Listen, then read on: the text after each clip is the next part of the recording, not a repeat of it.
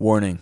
The following podcast features views and opinions that are likely to trigger the extreme fanboys and fangirls who disagree with them. Listener discretion is advised.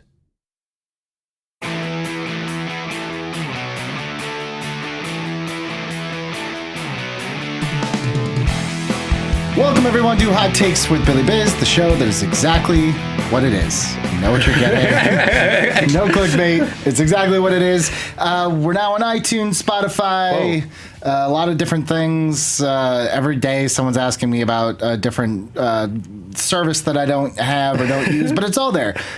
Is there an Amazon Fresh account? Yeah, you can definitely Postmates this podcast, but leave a rating and a review, please. That means that people can see it, and I might just do a contest because I got that spiffy new Batman the Animated Series Blu-ray, and I don't need those digital copies, but you probably want to see those bad boys in HD without having to pay for that DC service. So that'll go up on Twitter, but please rate, review, iTunes, wherever you get it. Today, we are talking about 2006 X-Men: The Last Stand. This is the third movie in the kind of original trilogy. I don't know what that's what they thought they were making. That's what they thought they were doing. I looked it up. He's like, I wanted this to be a finale to a trilogy, and that's how we framed it and stuff. This movie routinely shows up on worst comic book movie of all time lists in the 12 plus years since its release. I'm going to break down today why I think this movie is just judged way too harshly. Here to talk to me about it, stand-up comedian. What's your thing? It's like guys in showers or... Okay, close. Yeah. It's an indie comedy show called Group Shower. Group Shower. Yeah. Ryan O'Toole, the kid, Hello. Neil Parker, for SJ fans. Yeah. Ryan O'Toole, thank you for joining me today. Disclaimer.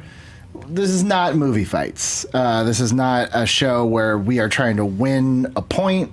This is, especially this movie, is a movie I actually just really want to talk to someone about with like a clear head, because I remember a lot of people walking out of this movie thinking that was pretty cool, and the narrative has changed quite a bit. Another disclaimer for this specific episode. We are talking about the X-Men movies.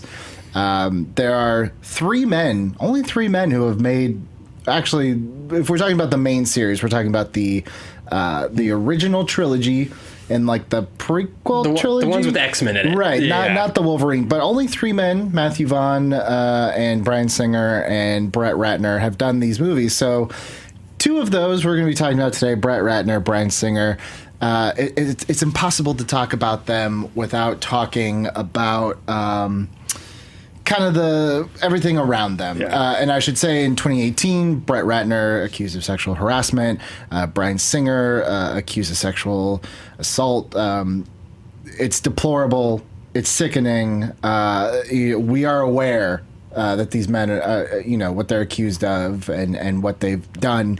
They're monsters. It's awful. Yeah. I would prefer they not make any X-Men movie in the past again. Or ever. Yeah.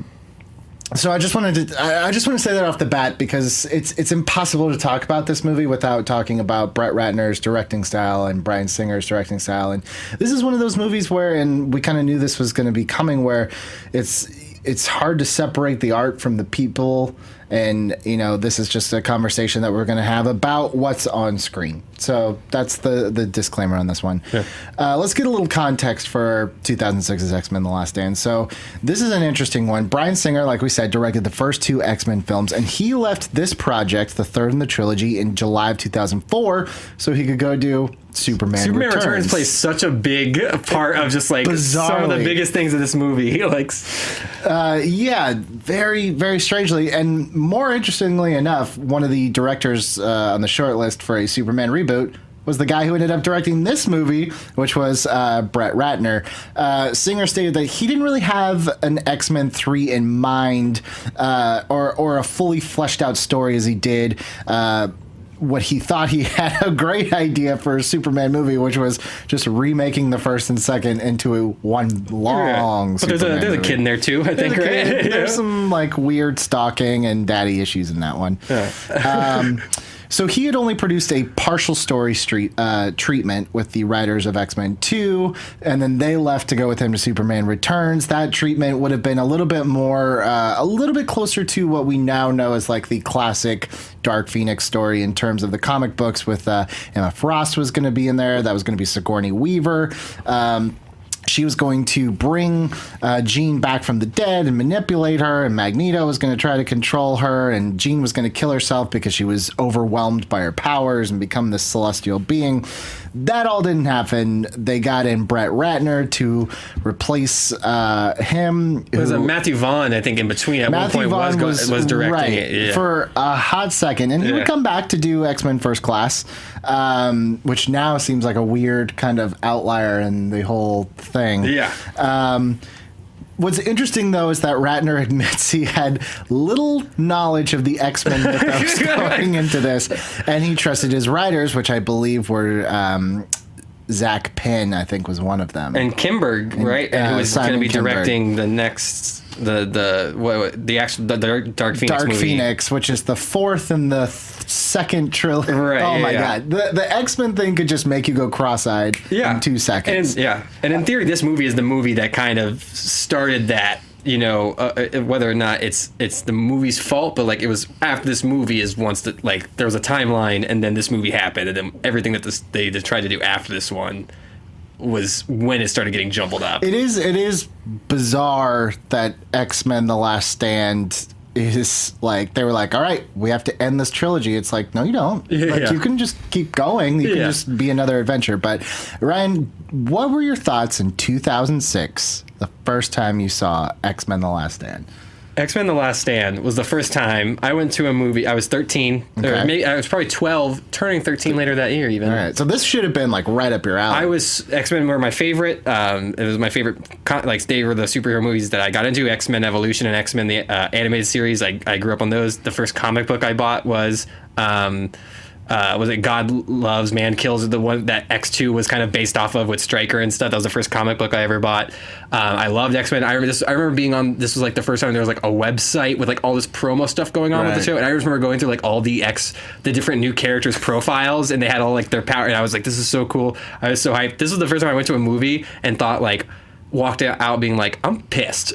Like, this is the first time as a 12-year-old or a 13-year-old I was like, this is bullshit. This is not how I was I think you always remember your first movie that you were just like, oh, that wasn't good. Right. Mine was Mortal Kombat, the second one. Oh, no, actually, that one weirdly for me was great. No, that was so bad. But this is I'm the guy who also, the first 2 movies he ever saw were Star Wars Episode 1 and Batman and Robin. But I was like 4 and 5, so I had, or 6 for Star Wars Episode 1, so I had no context to what to compare it to. Sure, yeah. Or anything like that. So this is the first time where like a movie I had expectations, and what happened because of those expectations enraged me for the first time. Yeah, for me, X-Men's always been kind of an outlier. A big comic book fan, but I feel like you were either an X-Men or a Batman kid, you know, especially with the animated series when you were growing up. And then, like, I didn't really get into X-Men. I loved the Spider-Man, the animated series. Yeah. And there were a couple episodes where they crossed over. But I didn't really get into X-Men until later. And even when I got into it, it was kind of more like a passing appreciation than it was like a deep dive.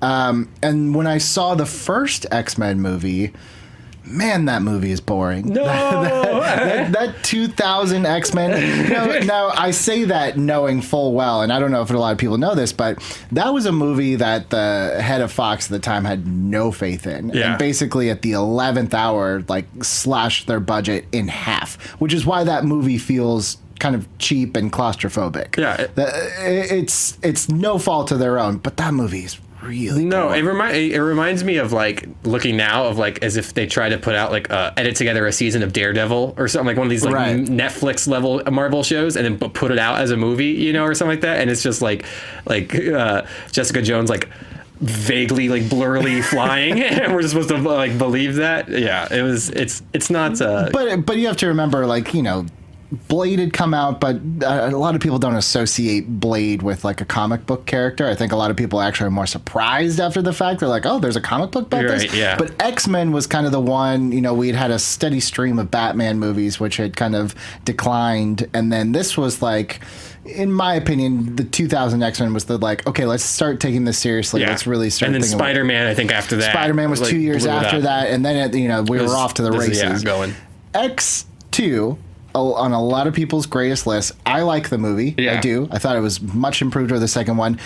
But here comes part of that hot take. I do think X2 does this thing where it buys goodwill. So it like that opening, you're like, yeah, that was awesome.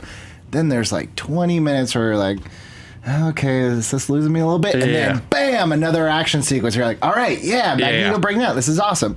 So I've always felt that those two first X-Men movies were a little bit like, man, these things take their time. So when I saw X-Men The Last Stand, I was like, all right, let's go. Mutants fighting each other. Finally. Like, I feel like X-Men The Last Stand was the first time that they were just like, yeah, this is comic book stuff. So let's just... They're going to fight. Let's just embrace the... like, everything feels a little bit more heightened in the comic book sense, and I can get why if you watch those first two, this one feels a little bit more like fantastical. Right. And I was up for that because it was like... I was being like... I remember being like, oh, I like these first two movies, and finally now it's like, yeah, and this is what I wanted to finish it off, is like... After these first two movies, like in my head, I'm just like exploring, like if all the action sequences and all the characters. And then when X-Men Last Stand came in, it was like, oh, here's the payoff after those first two movies. Like I liked that. Like I didn't necessarily need it to be the same tone, scale, level of those X-Men. Like that was what I was excited about, is that I was getting Juggernaut, Multiple Man, like Colossus, Kitty Pryde, and they did not tell you were getting, like Cyclops in his X-Men gear is on the back of the DVD with his visor. They're like, no, you're getting the X-Men, and Cyclops is literally never in his X-Men costume. But let's be clear.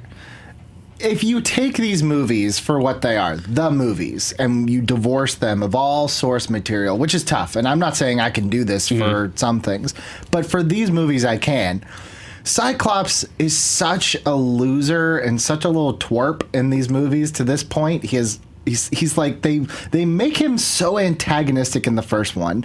Then they make him so like inconsequential in the second one. By this time, I'm like, all right, if you gotta go, you're my least interesting X-Men anyway, so you can go. No, I mean, you definitely see why James Martin made the choice he did to go to go with Superman Returns, because he plays kind of a twerp in this. And I liked Cyclops. I like it. I think they could have, especially in X2. I agree. Like they could have given him enough to do, especially because the ending with him and when all the Jean stuff has X2, I think that really works, and you really feel for Cyclops. Well, and like that first scene, like when I was rewatching X-Men Last Stand, like all the stuff with like Cyclops, even just like how like not everyone heals as fast as you. Like I think that's a great one line to like encapsulate like how he's feeling, and like James Marsden can pull that stuff off. I think you need to give him one or two kick-ass scenes in X. I think one good action sequence puts everything else in context. Like literally one time where he just like kicks some butt. Like we have to see him be the field leader. Like we keep being told, and it's referenced in these movies. Like it's not just like the source material. Like it's like Scott's the leader. In the first movie, he's sitting there with an unconscious like Xavier being like, I will take over. So Scott should be the one who understands Xavier's message the most.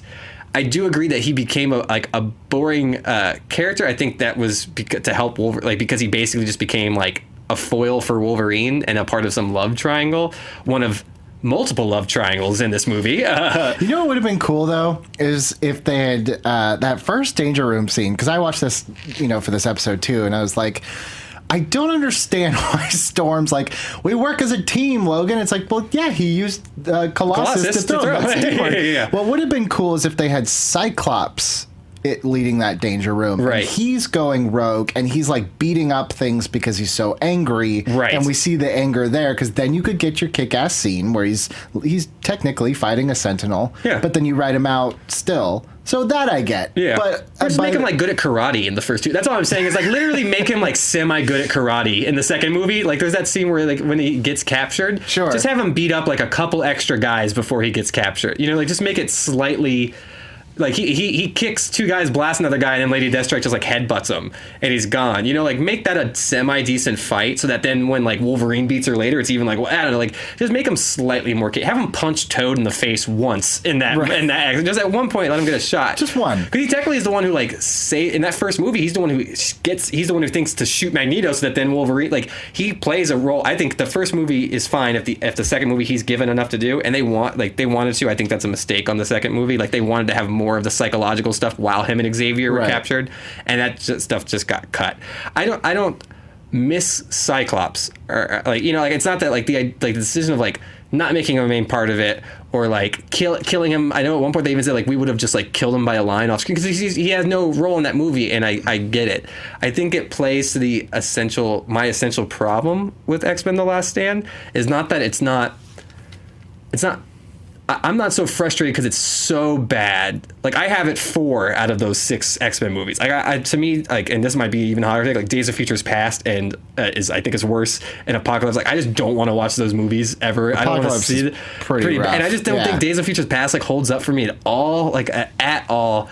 But I like X-Men: Last Stand had all the best. I don't even want to say trailer shots because it's not just like a dumb trailer shot movie, but like almost like comic book panels of just like just Magneto standing in front of that convoy as it approaches, right. Or so, like just so many good like things that are there, but like or the like fight shots. But then the sequence, it's like the fight sequence itself doesn't pay off. Like a fight sequence where like Storm is about to go up in the air and she like comes in and does those tornadoes and hits those 2 goth kids away or whatever. And then like Lightning's the main goth girl and stuff like that. Like that was like, oh, that's a cool shot. And then the rest of the fight is just like nothing. It's just like... Sure. I also just like, you know what? The third act of this movie has more action than the last 2 movies combined. So it's like, at least there was... Maybe it was slightly misguided, but there was an attempt to really scale it. And I feel like for something with X-Men, the first movie was okay that it was a little bit more, which is funny that I say a little bit more personal, even though it was like turning all of New York into mutants. Yeah, but it came down to a very personal thing. The second one gets even more personal because it's just at Alkali Lake, and that's, a much smaller stakes.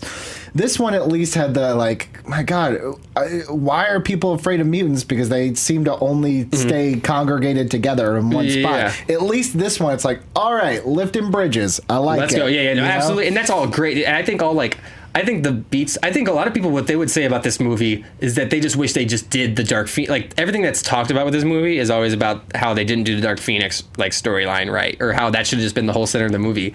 And this is like, maybe this is my other like counter outtake as someone who does hate Last Stand, but the reason why is like, I just want all the Dark Phoenix stuff out. Like I literally don't like. I do not care about I don't care about these like god level, like these like unless you're doing it so well like Legion, like these like psychological like, oh, are they the beast inside? Like it's just like such a. I wanted none of the Dark Phoenix. The Cure stuff, all the stuff that happened from that, and like the leadership void when Scott is out, and like all that kind of stuff is so much more interesting to me. Like I think this movie, if it actually just stuck to the Cure storyline and how that is the inciting incident that finally forces this big battle and stuff like that, like I think that's perfect enough. And I think making Magneto just like the big bad of it and not having that Jean Grey stuff like all around it, like to me that stuff was so much more interesting because it allowed a setup for cool fight scenes. And but it also was like, what would be the thing that after 2 movies of like it's all comes down to the Xavier Magneto debate of just like, how do you approach this, like it's that same debate over and over again, even when like that whole Storm and Wolverine like arguing that's supposed, they did it in a bad way, like but supposed to be like illustrating like kind of that same attitude that Wolverine is a little bit more on the Magneto side, kind of, and then like at the end becomes the rallying cry leader, and like Storm is the one who's the Xavier student who like each movie you kind of see like having to be forced to question, like Nightcrawler, like really making her like question like if they're doing the right thing or not, like if they should be hiding, and stuff. It's like an offense versus defense question, like that underlines everything with the X-Men. So I think you just throw the Cure into that and then just let it play from that. Like I think there's so much in this movie. There's like 10 movies in this movie. But here's why I like Dark Phoenix, or just Phoenix, whatever they ended up calling her. Here's why I like Phoenix, why I feel like it does match up with the Cure. I think Phoenix is a very good parallel to this idea of being a mutant is a choice that you can stop. And what happens with the Cure is that they weaponize it and make it so it's not a choice. And here's the ultimate product of a mutant who was not given a choice whether or not she could have her powers in Phoenix being used by the side that's like, look what happens when you weaponize. And use, like there's great like ironic parallels, like you said at the end with Wolverine weaponizing the Cure for a good side. I think the Cure in that sense complements Dark Phoenix. And I always want to say to people when they're like, oh, they ruined the Dark Phoenix. They ruined the Dark Phoenix. I'm like, if you really watched those first two movies and you walked into this one thinking you were going to get this epic Space Force and the Hellfire Club, right? Like, you only have yourself to blame. Yeah, cosmic entity. Yeah, and all if you that kind thought of stuff. that's where they were going to go, like, it would be so strange. And if you walked in thinking you were going to see Kelsey Grammer beat up a bunch of people, wow, you nailed it. 2 years ahead of time, you really thought ahead. I liked Beast. I don't know where I think that works. That's weird. I'll say I think it works. Yeah, like I think that's things like everything kind of works into. Like, I think this is I think this movie, like, the best. The two things I compare it to the most is I was comparing it to First Class, because I think it's the movie that comes right after it, and it's the movie that's directed by the guy who would have directed this one. Mm-hmm. And what I would compare this to, I don't hate Last Stand because it's awful. I hate it because it's like it had everything there. It's just so close. Everything is there, and then if you just do like just an ounce of like a little bit of better dialogue, just make the hard choice of taking two of those things out. Take out the goth kids. Just take them out. Like, I don't like those guys. Like, make like you have Multiple Man and Juggernaut coming on that convoy, and then you use them none. But then like I know what they're called. It's like the acolytes or whatever. Like, I know their names. Like, and one of them Psylocke, and then I can't remember. Right. It's just we just like are like we're told she's Psylocke. Like at the end, where they're just like, hey, take out all the guns from far range. It's like, whoa, she can do that. That is nuts. Why is Pin Needle Guy the leader of this thing? Porcupine. Yeah. Or what I thought was kind of weird was she was like, I can sense a Class 5 mutant. It's like, no, wait, can you sense a Class 5 because you sense it? Or it's like, I feel like they would have had to come up with a system, and then you like can memorize what that feeling equates like, to a chart. It's supposed to be like the equivalent, I guess, like what used to be like Omega level, mutant or something like that. Like, that's nuts to me, is that there's this character who is just Quicksilver and Cerebro. Like, are you kidding? Why isn't the movie about her? That is crazy that she is that. That is a very look. There's a whole part of my show I do called Concessions, things I agree didn't work. I'm gonna divvy from the normal formula and just start sprinkling concessions into this movie. I think I'm giving some concessions here of like, there's so much elements of this that's cool, but it doesn't, like, I rewatched it and it just did not change my opinion of the movie overall at all. I think there are definitely some like points of convenience, like could you find this mutant for me? It's like, yeah, then what do we need Cerebro for? Which I feel like, and I could be wrong, someone's going to fact check me and say I'm wrong, I feel like this is the only X-Men movie, X-Men, not Logan, but X-Men movie, where they don't use Cerebro at all. Yeah. I think so, and I didn't miss Cerebro at all. I mean, like, Cerebro ended up being, it was so important and used so well in X2, being like that idea of like using Xavier and and a human using that is great. I didn't even think, like, especially like sometimes there's like plot convenience where it's like you didn't even need to give me I wouldn't have questioned it. Like, if I saw nothing, like if literally like just some other henchman, or like just give Multiple Man, or like a line, or just where he comes in like and he turns into three and all three of them say like, we found her. Like, I don't need a mutant power to justify. She's in a military convoy with SUVs around in this huge armored truck. Maybe they just have a research division of their brother. Like, I don't need a justification of like how you found Mystique. I could just say like they have intelligence. Can we admit his cave is really cool though? His cave is really cool. That's why I didn't need to justify that he has some walking Cerebro to find Mystique. If literally it just cuts to the convoy, and then all of a sudden, like, because when they're like, oh, like he won't be able to find, and like Beast was like, oh yeah, right, he won't be able to find it. Like, yeah, exactly. I didn't need a justification of how he found her. It could have just showed up where that convoy's going, and you just see Magneto standing there, and you're just like, oh, he found her. Like, I didn't need. I guess that's part of like the corniness that, while it like deterred you, it actually like endeared me a little bit. I was like, finally, like. A comic book or even that cartoon would do the exact same thing, where they'd either over-explain or oversimplify, or just like, all right, just get me to the next point. But I get it. But when you're cutting other stuff out because it's like there just wasn't time, or like when it's like such a tight movie, like hour 44. I'm not saying it had to be a 2.5 hour movie. Like, it could have been like when you're cutting so much stuff and there's so much in there, and then there's a thing like that where it's like, oh, but she only in that character, like she was in that movie to give Storm someone to fight, because you got to give Halle Berry someone to fight because she could get more famous as the movie's going on. Sure. So you had to give her like a girl fight, which also you just don't need, like, to have Storm fight literally anybody. Right.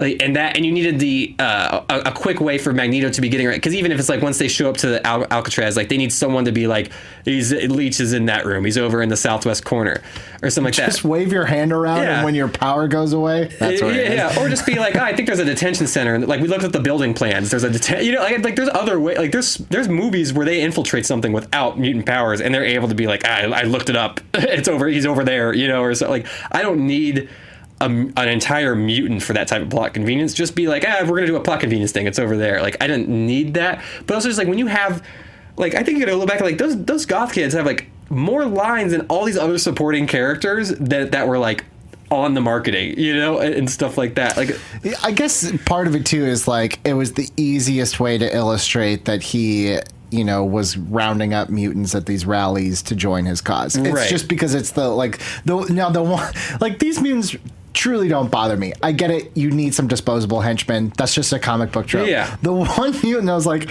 why are you a thing? Is the really fat guy that gets slim. Oh, you mean the mutant fat?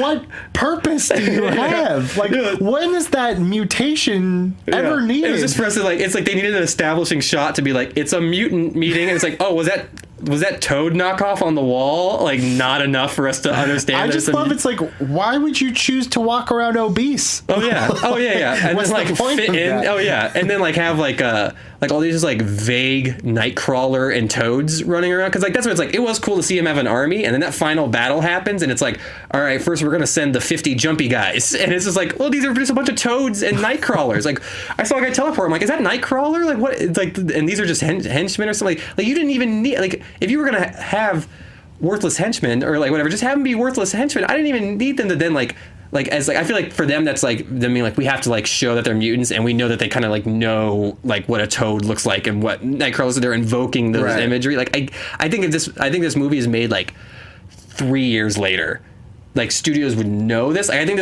this movie is like the crux, like right there at 06, 07, that and Spider-Man 3, where that era died, and then like Dark Knight and Iron Man happened in 08. So like that's what frustrates me so much about this movie, is I feel like if it's made like 3 years later, it's like great. And I think this movie looks worse to me over time because everything was there. And like when I see just like how we handle ensemble stuff in movies, like how Joss Whedon handles it in Avengers, and once you see the Russo brothers, like have it, like we saw that you can have people for a limited amount of time and use them effectively. And they had 2 movies where, it's like, it's not MCU where they had 18 movies worth of character development. So you could just have Falcon come in and say like, my man, and then we all like Falcon or whatever. Like there was establishing stuff, but they had to add all this new stuff and all these extra people and just jumble up this movie to just put it all in there. And I just think like it's so unnecessary, and it's like the ultimate example of like that first era of the huge comic book movie explosion in that 2000s. Where I mean, X-Men did, I feel like, especially for ensemble, there was no team. I mean, there was Blade and Batman and everything, but there was no real team movie. And I think X-Men definitely had to, get through the growing pains. That being said, like, I just feel like there's so much in this movie, you're right, that's like maybe they didn't go all the way, but it's like when people put it on like the worst comic book movie list, it's not even close. Like, it tells a coherent story. There are yes, do some characters get underchanged and undercooked? Sure, but if you're going to point that finger at X-Men The Last Stand, you got to point it at the first 2 also, and then subsequent movies after that. Basically, if you're not Wolverine, Xavier, or Jean Grey, like you're gonna get a little undercooked. Yeah, that's just the way these movies are. And Magneto, and Magneto, sure, yeah. But that's what I kind of like. Another thing that people always point out this movie that they really don't like, I'm like, I don't get it, is Juggernaut. Like, how else are you supposed to do something as patently ridiculous as Juggernaut? I thought there was a perfect amount of Juggernaut. I just want everyone. I wanted like everyone else that they introduced to have an equal amount of like, I would rather have like, I was okay with that. It wasn't that I thought every single one of them should have been like a supporting character that like It was, but don't introduce some person to me just for them to literally be a gag later. You know, like that multiple man thing when they come in and he just all shrinks down. Like, that's a really cool idea. Give me anything for that to be a payoff. You know, like, but that was the distraction, right? He was the distraction. So they thought they'd found the mutant camp, but he was basically just there so they could move on Alcatraz. So it's like he served a purpose. It just wasn't the purpose you wanted. Well, it wasn't, and it wasn't the purpose that was like like he was on the cover of everything marketed to me, like, and they introduced him with the Juggernaut to be like, wow, they got these two guys. I feel like you could have done, I think it even actually would have been a more like surprising reveal if we like hadn't seen Multiple Man at all, right? And then that happens, and then we just see a mutant do that, and we all would have gotten what his powers was, and that would have been like, oh, that's really clever. Like, we didn't, it's like if you're only just going to show him to me and then use him in all the marketing and stuff as he's like a character that's going to be a part of this and stuff, just for that gag, like just do the gag. We would have got like, oh, they had it, like, because then it would have been like weirder when all of a sudden all the little lights disappearing. We would have been like, what the heck is that? But as soon as the lights disappearing, you're just like, oh, they used that guy or whatever. You know, like there was just no, like it's like.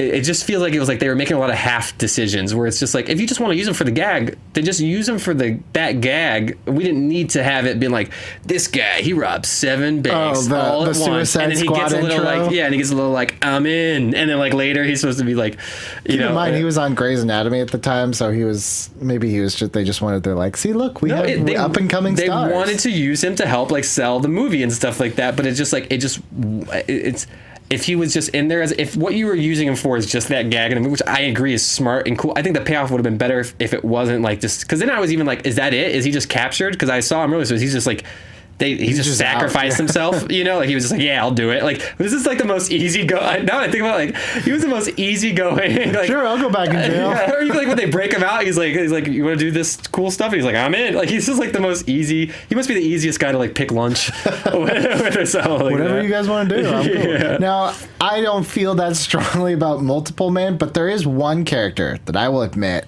what happened, because Angel was in every piece of marketing that I saw.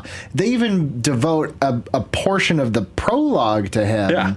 And the end. And nothing. Because he's supposed to be, I guess it's like, and I like what they're going underneath of, like him being the emotional symbol, you know, like him, you're supposed to be like, oh, all these mutants are scared about the cure, and then you see this huge angel wings break out, and it's like this beacon of like, we're not going to hide anymore. And that's all, and that's great. Give them something to do. Like it's like you could have given him 2 things to do and it would have looked not as like bad, you know, where it's just like, instead of him just like saving his dad, who we all wanted to die anyways, and like he's like wearing jeans. Yeah. In the poster he wears the suit. He's got a suit. Yeah. So just show him like, give him something where it's like whatever MacGuffin, like he flies, leech out, like I'm the only one who can, like, give him, it's not like, well, then he would just fall down. I guess his wings would just fall off. Yeah. But I will say that the very beginning with the boy trying to hide his wings by cutting them off, I think that's the most effective scene in any X-Men I think movie. I agree. I think that should have been straight up the prologue of the movie, nothing else. Again, because it's like they have all these cool moments that then like would have had a lot of like suspense if you were watching it and being like, what is going on? But then they put so much stuff like ahead of it. You know, it's like where if that was just the cold open of the movie, and I like that whole Jean scene. Like I didn't need, like, that's what I'm saying is like my version of the movie where it's just about the cure and it has all that Jean Grey like Dark Phoenix stuff out of there. It just opens with that. And that like explains everything you need to know. Like, I think that is such a cool opening. I just had to sit there and watch, you know, Jean Grey be in the room and like lift 18 cars.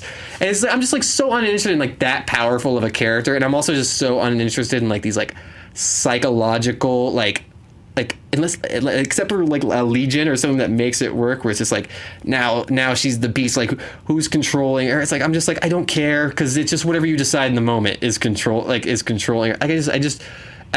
you're not going to give that its own movie, keep it out. And because it was less of a part of this movie than the Cure was, I just default to like the Cure and stuff like that. Like that part of the movie, I would have just taken all the Dark Phoenix stuff out, not because there's not a way to do a Dark Phoenix movie that's good. I mean, this next one won't be, but there is a way to do it. Caveat. Yeah, just predicting ahead, it won't be. It's like that's why it's like if you I feel like you have to separate those two eventually to just make like the best possible version of this movie. And I just personally would have chosen the Cure storyline, because I think that's the actual like thrust of the storyline. and stuff like that, especially just because, and this is probably like my biggest thing, is like, I don't give a about love triangles. I'm so done with love triangles. Dude, she loves Scott, and she told you that every time she wanted to have sex with you, she was attracted to you. Why are you in love with her? Every time it happened, she was like, yeah, like she would give you a look. She was like, yeah, I love Scott. Yeah, and the Mystique messed with him. Like this whole like Wolverine being so messed up over Jean. It's like, dude, she was clear with you every time, like about it and stuff. And then like, I guess like it's just. It ending with Wolverine like being the one to like kill Jean and just being like, you would do this for them? Like, no, I would do it for you. Why? You just made this whole inspiring speech to the team and was like, you're the leader of the team now. And then when she's like, you would do it for them, you're like, nah, those people. I did it because I'm just so in love with you, Jean Grey. I just can't stop thinking about it. It's like, why can you not stop thinking about, dude, act like you've been there before. It's okay that you were attracted to her. It would be okay if you just had like that element about it that they clearly want to and then, you know, or something like that. But then all of a sudden turning that into like love, you know, like like that was just like, I'm out. Like I was just so out on it. It is interesting that this love triangle that they've set up between Scott and Logan and Jean Grey, it never had the potential to pay off because there was no way. It's almost like they got themselves in so deep by X2 with this that there was no way to pay it off. Like you just couldn't do it because so then you like by necessity of scheduling you have to kill off Cyclops, so it's like, well, there's no catharsis there. And then it's like it is a little bit like Ducky, like he very much cares more about her than she cares like, about him. So it does seem a little bit like I don't know. It is very strange. And like I said, I'm not a big X-Men comic fan, so I don't really know how much of a through line their attraction. Didn't he date like Storm for a while in the comics? Yeah, sure. I mean, like it's Scott and Jean, and I think it's smart to not just make that so clean. Like I said, like I think it's cool to have the tension there, and that fuels the relationship, especially like the rivalry between like Wolverine. But they and never Cyclops. made you want that classic Scott and Jean. That I agree with. They had to show you that. I think it worked at the end of X2, like seeing James Marsden, like how broken up in like the death like of it and stuff. Again, when she's about to die and kill herself, she's not like, and also Wolverine, I kind of love you. Like she's just like, Scott, I will miss you. Goodbye, Scott. Like she's so clearly has chosen Scott this whole time. But I do agree that like they don't show you enough. Like they introduce Jean and Scott's relationship through the lens of this love triangle, and that is a mistake. Like I don't want the love triangle, but I do agree that if you actually like cared about Scott and Jean, but like the end of X2 works for me. I don't like you see like Scott being so messed up about it, and like that all like played for me and stuff like that, you know, which is so weird because like he's able to like emote this like feelings of grief, but you never really see them together. Maybe at the like they have like a scene or two together throughout the two movies, you know. Whereas like all the like Logan and her had a lot of like like very intense moments. Again, that's why I say like a lot of the faults at this movie, it's like, can you really blame them all on this movie? It's like at some point it's like if they felt they had to tie it up, it's like, what can you do? You know, there's only so much you can do. Just don't do it. Like you can't not do it because they already put that Phoenix at the end of right. You know, I agree. Yeah, no, like I feel like they did have like I think. Yeah, they probably should have just done a good Dark like Phoenix movie that covered up to that. If I'm just looking at The Last Stand and which movie I'd be more interested in seeing, that I would have just like the movie I want to see expanded and is like the Cure part of it. But I do agree, like they had to do Dark Phoenix and stuff like that, right. And then they wanted to introduce like something to drive that plot home because they didn't have faith that like Dark Phoenix by itself was enough. And that was just like, that's where I say like this is the last. One of the last in that and Spider-Man 3 of just like that era of comic book movies where they became big and then they just couldn't figure it out, and then the whole like MCU and Nolan stuff came after that, and that was like, oh, here's where you can like they started like do it smarter and stuff. It is interesting that this is the second time you brought up Spider-Man 3. When you look at this movie and Spider-Man 3, I think adjective that you can use for both of them is plotty. They have like so much happens. It's just like stuff like that. And I rewatching it, I was just like, it made me even realize how little in between. It was like I don't even like dislike everything was happening. Like I think killing Xavier is a bold move in the second act. You know, like I think that's like it's like how do you raise the stakes to make them be like, oh crap, you know, like having all that be, you know, like is and especially for what that does to Magneto, because that works for me too, to see like Magneto like be like, oh God, what have I done? And just gonna have to still like power through with his ideology, you know, and stuff like that. That works for me. I mean, like just like it's just they had to choose what the movie was and make that movie. Especially, it's like if you're gonna throw that much stuff in and also make it the shortest one, you know, like make it an hour 44. It's just like all these choices are conflicting, and it just is a byproduct of like how much more studios.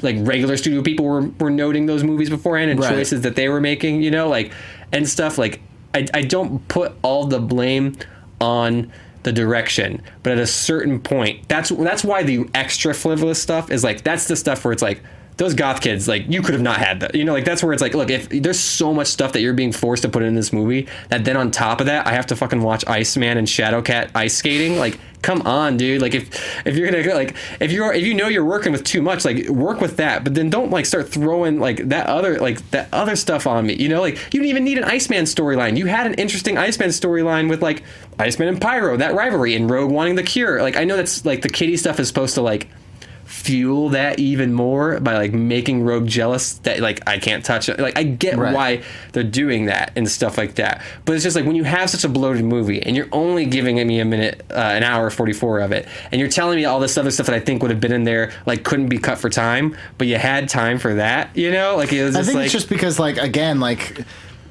no one had tried to do these team movies before X-Men, and I feel like you get to this point where like Rogue was such a central part of the first two movies, but she didn't fit in quite to where this story was going to be, so it's like they almost had to service this character, because then the biggest chief complaint was like, where's Rogue? If you had just left her out, which you probably could have at this point, because she had served her purpose in the story, but they hadn't quite nailed how you do a team movie by this point. Also, one thing I have in my notes that is really random, but I have noticed the Dark Phoenix, whenever she's on, she has her own theme for the score, and it is almost a note-for-note ripoff of the I Want to Spend My Lifetime Loving You theme from Mask of Zorro. What? It's like note-for-note ripoff, and that's why I had it on, and I was kind of doing something, and I came back, I was like, did my thing just flip over to Zorro? I was like, oh no, that's the same thing. Yeah. Really weird. The other thing I have in my notes that under like, this is kind of weird, Magneto has a lot of hangouts in this movie, and they're all really weird. Like the PTA meeting's weird. Yeah. The cave is cool, but weird. PTA had a good turnout though, man. I wish some of my indie comedy shows they had a better venue than my indie show. How do you market that PTA? Well, from my experience, you know, you use social media. You know, you find other people. Yeah, I guess you just get the word out. You know, maybe they'll show us in Gifted. I don't know. I've seen like an episode from like Gifted, and none of them looked like mutants other than the fat guy. You know, so that's why they had to use them. There's one guy in the background. I feel so bad because I'm like, I think that's just that dude's face. Like he just has like kind of an off looking face, and they're like, he kind of looks like a mutant. Yeah, I think they just wanted to like throw in like a very like war torn refugee type of like vibe to it. Like these people have been through stuff. These people are living on the streets. They're like running and stuff. But it also was just like, it's just like him next to like that vaguely blue molten guy who was also there. I was like, who's that guy? He just like killed two people. Great. Yeah, I was like, that guy's pretty formidable. That guy's cool. I do love though that like even with all this silly nonsense, Ian McKellen has a way of just making you believe. He is great in this movie. Nobody ever talks about it. You just do it. You believe everything that he's saying, and you believe that he believes it. Magneto wrecks Xavier in this. I think this is by far the worst Xavier put on screen, maybe other than like Apocalypse, but I also just like don't consider that a movie that exists. But like out of all these movies, like I think Xavier sucks in this, and that makes, but I like the choice of killing him, like that makes sense. You end Act 2 with the most like the hardest defeat, you know, or whatever, like that makes sense. But just like I like nothing of Xavier. Like here's my my least favorite thing about Xavier, and what I like that First Class did really well is that like in First Class, you saw Xavier teach them how to control their powers using his philosophy, not just him constantly repeating that you have to learn. Because like that opening scene, he's in a class, and it's supposed to be like implied it's like that's their advanced class because like Kitty and Colossus are in it. So it's like these are like the top level kids, and it's just starting with this broad level speech of like the choice of what to do with that power, though, is everything. And I just like wanted one person to be like, yeah, we know that's the motto of this school. We've all been here for 10 years. Don't put your brain in other people's bodies. I get it. Yeah, I was like, we get, like, he's just repeating the same platitude over again. But then, like, in first class, you actually saw him like do some tangible, like, that's like tests all the stuff like that Magneto about like the point in between range, and even just like helping like Banshee get some wings, right? Because like helping like Havoc, you know, like get a device, and like the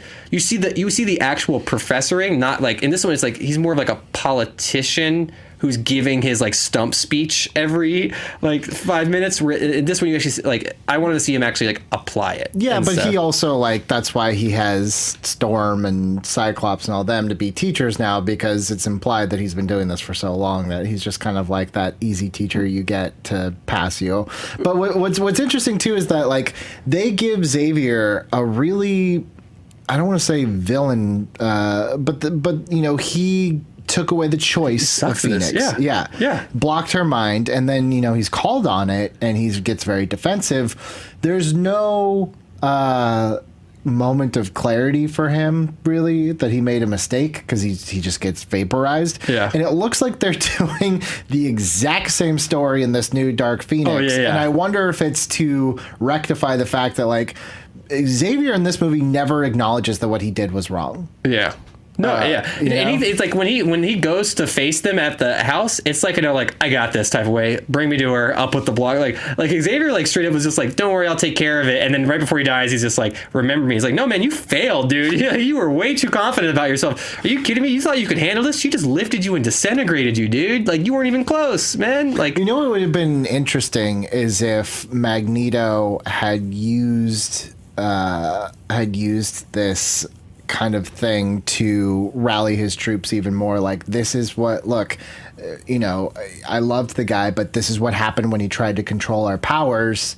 You know, it led to we lost one of our greatest heroes, right, because he could not do what needed to be done. So what does the government think that they can do by trying to control our powers? But like, once it's gone, I love that moment where he's like, Charles did more for mutants than you'll ever do. But that was it. Yeah, it was like moving on. Yeah, and like everything Magneto, like, yeah, even because like that moment where like it first happens and it blows up, he's just kind of like, he's like gets up and grabs Jean, is just like, let's get out of here. And it's like, whoa, what? Why isn't she exploding you too? Or like, what? I guess what I'm saying is, like, one of the things that I really love about this movie, that even just talking with you makes me think like what they could have done more with, is Dark Phoenix could have been a great piece of propaganda for both sides. Mm-hmm. It could have been like, look at what happened. She finally got unleashed all her mutant powers and went crazy, and that could have been for the cure. And then on the other side, it's like, look what happened. They tried to cage this animal and control her, and then it turned out to be a disaster. That's what they're going to do to you.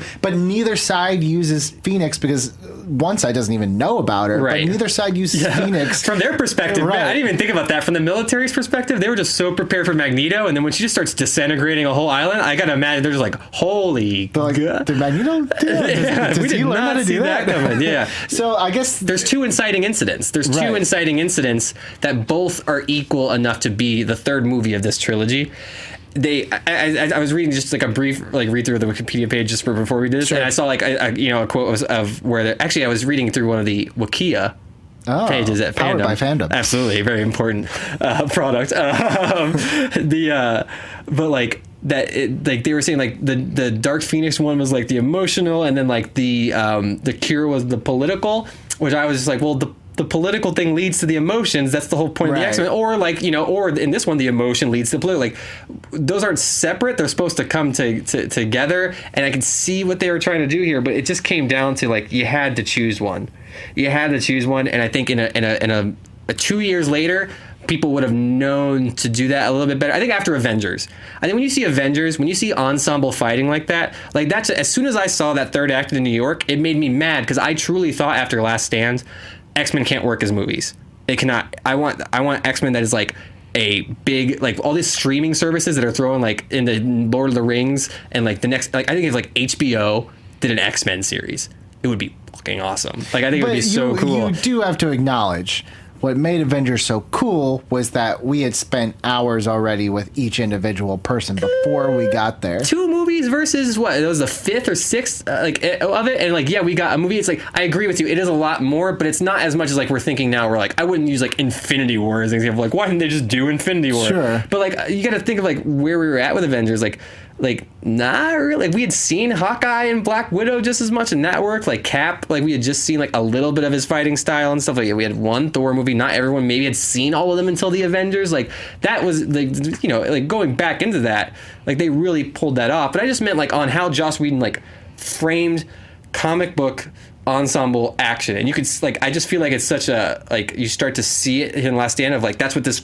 like, that could have, Last Stand could have been the first one to do it. And I liked like the setup to the battles. I liked where we were at with the battles. I liked like one panel from each of them that really works. Right. But then just the sequences overall, like they don't give you like any big payoff. The most we see, I think, in X1, we do see those 4 work as a team as they work their way to successfully. Not some huge way, but just like, Jean, float them, Storm, put some wind in. I'm gonna, you know, just like literally just like seeing them like each like play a role. And this, I know there's even like a deleted scene in the Alcatraz scene where like Iceman freezes a mutant that's bad, and then Colossus breaks through him. Just even like that, like, which is gory, by the way, but just them literally working together in any type of way using their powers. Like, aren't you guys like practicing? But then you guys are all like just basically all going off on yourself, and like, I didn't want to see anything else in that besides just like Beast doing fucking sideways backflips. What was that? That was so cool.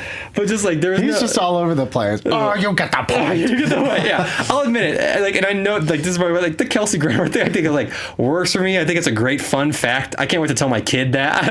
Like, I don't know. Frasier was Beast. It was Beast, and it kind of like old Beast like questioning his politics versus like that all works. But it's just like when you see like ensemble like fighting done in a better way now, and I don't blame the movie, but I don't have to admit that it's good. You know, like, it doesn't make it good for me. It makes me not be like mad at like this person, you know, or something like that. But it makes me like, you know, when it comes down to it, like, dude, they had to reset their universe because of this movie to erase it, and whether or not like they put themselves in that position, like that has to be everything that, you know, that they had to backtrack from this because the stuff that they did was just so like, there's so much stuff happening, and they just did it all, that then the only way for them to move forward was to undo it. I think that there are other evils in play that undo. First of all, Bryan Singer's ego just could not stand that this movie was not his, to the point where he says, in the character says in X-Men Apocalypse, oh, the third one in the trilogy is the worst. Ironically, Apocalypse being the third in that trilogy, and it was by far the worst. And I put the latest two, like I put Days of Futures Past, which I know is a hotter take. Like, I know people put that up on a high pedestal. Like, that would be my hot take, is that like Days of Futures Past, like, just like, I do not want to watch that movie ever again. It's like, a little boring too. Look, I'm not, but I do think The Last Stand's better than this one. But The Last Stand, like, it had everything there to like make us look back at this X-Men trilogy as like just as good, or like Nolan level, like Nolan Batman level, or like, you know, like, or I guess like the next like good trilogy that really like pays off all three. Like, I like the Cap trilogy as a whole. Like, I think all three of those like build and work, and I like that and all that kind of stuff. Like, I can't think of like the Spider-Man trilogy had it after 1 and 2, and Spider-Man 2 was probably the best individual movie out of all 6 of the X-Men and Spider-Man movies, you know, like, and stuff. But like, it's just Last Stand had more of a chance to me than Spider-Man 3 to like really kick it. Like, everything was there for me. I was so stoked as a kid. Like, I wanted to see all those characters. I wanted to see them get a plot. I was like so excited. Like, now I don't have to like imagine like some of these scenes. I get to kind of see what they would do for it. And I just like, it just didn't pay off for me for that.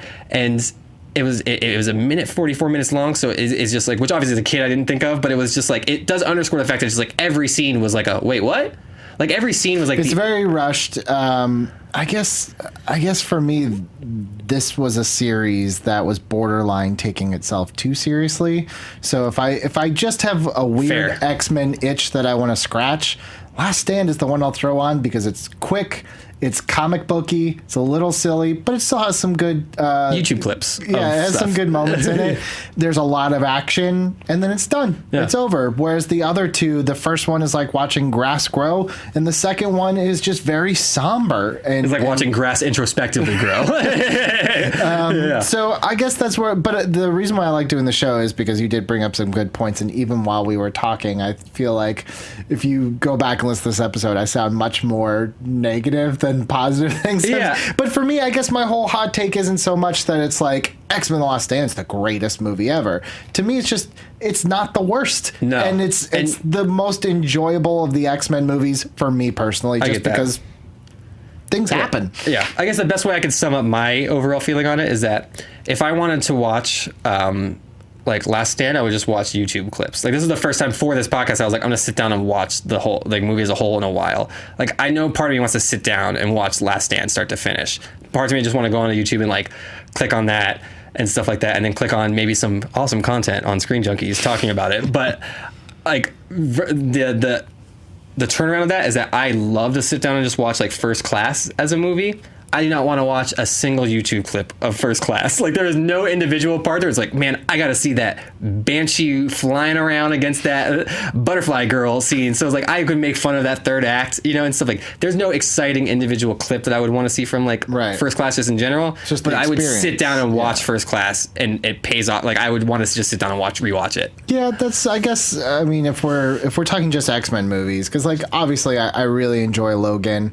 I'm pretty sure I saw the Wolverine. That's the one that I'm like, what happened? Were we all in a coma that year? Yeah. I'm pretty sure we were all individually in a coma. Because then when you look back, it's like he's like fighting like Robo Ninja. It's just like, wow, maybe if this movie had just like, maybe if this movie was The Last Stand where it just like went all out with it, it was like Wolverine's fighting Yakuza robots or something just like that. Going for it, just silly. Yeah. But yeah, X-Men: The Last Stand, definitely enjoyed it more than, which is so funny because I almost feel like this episode has to be a two-parter because it's like Superman Returns comes out a couple months after this one, and that's another one where like I really enjoy it.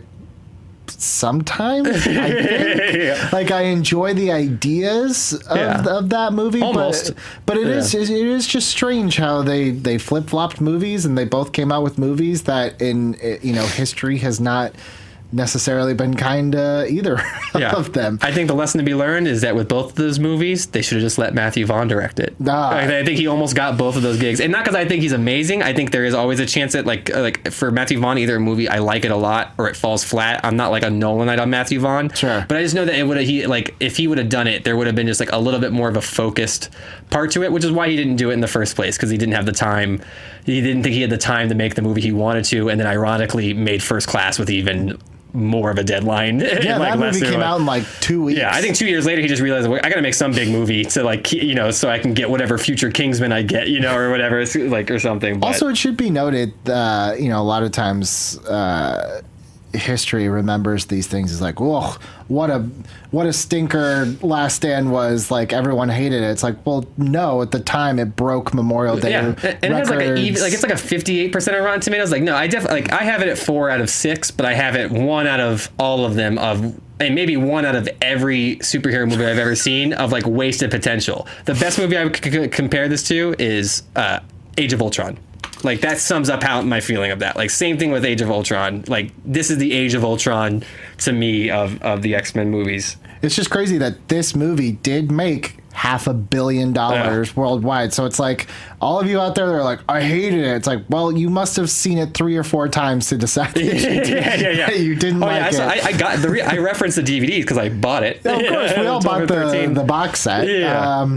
So there you have it, X-Men: The Last Stand. Thank you, Ryan, at Ryan O'True. Ryan O'True. It sounds like my name, but it's a play on words. Ryan, RYANOHTRUE. Ryan O'True. You can tell him how much you disagree with him about Days of Future Past on Twitter. That movie sucks.